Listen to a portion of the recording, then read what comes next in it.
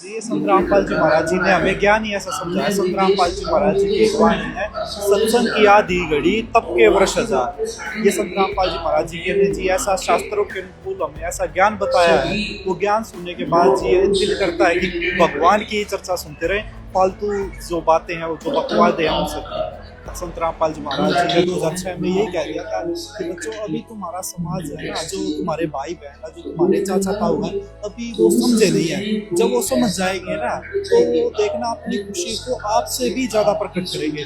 वो ये बात जी 20 साल के बाद आज सच हो चुकी है। संत रामपाल जी महाराज जी ने जो 20 साल पहले बोली थी, आज जो हमारा समाज है वो पहचान चुका है कि हमारा सच्चा संत, हमारा सच्चा भगवान कौन है। तो मैं आपको बताना चाहता हूँ, संत रामपाल जी महाराज जी कभी भी गाँव वालों से दूर थे ही नहीं, क्योंकि जी अभी डीगल गाँव की संत रामपाल जी महाराज जी के चरणों में प्रार्थना है कि महाराज जी हमें एक डीगल गौशाला के लिए शेड चाहिए। वहाँ संत रामपाल जी महाराज जी ने शेड बनवाया। और अब हमारा जो समाज है, जो पार्षद जी आए हुए थे, जो आसपास के गाँव वाले जो सरपंच आए हुए थे, उनसे भी हम मिल रहे थे और भी गाँव वाले लोग आ रहे थे, वो सब यही कह रहे थे कि भाई हमसे है ना कहीं भूल हो रखी थी, हमें कुछ लोगों ने ना बहका रखा था। लेकिन अब हमें बिल्कुल ये क्लियर हो चुका है कि भगवान ही ये कार्य कर सकता है, क्योंकि जी पूरे देश में एक बार जैसी स्थिति आई हुई थी जहाँ मदद करने वाला कोई भी नहीं था। पूरे देश का संत रामपाल जी महाराज जी के जैसे आज पानी भी उतर चुका है और आज हम खेतों में लहराती गेहूं की फसल भी देख पा रहे हैं। आपने स्टार्टिंग से भी देखा होगा, आपके परिवार वाले तो पहले भी आते होंगे इस आश्रम में, तो वो क्या बताते हैं इस आश्रम के बारे में और अब उन्हें क्या अंतर लगता है पहले और अब में? क्या अब भी फिर से यहाँ पे वही माहौल बनने लग रहा है?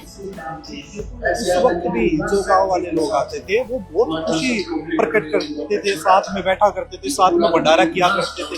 अब हमें और बहुत ज्यादा खुशी है कि अब हमारा परिवार और बढ़ चुका है। और परिवार बढ़ने के साथ साथ संत रामपाल जी महाराज जी ने शेड की भी दया कर दी श्री ग्रोथा धाम में।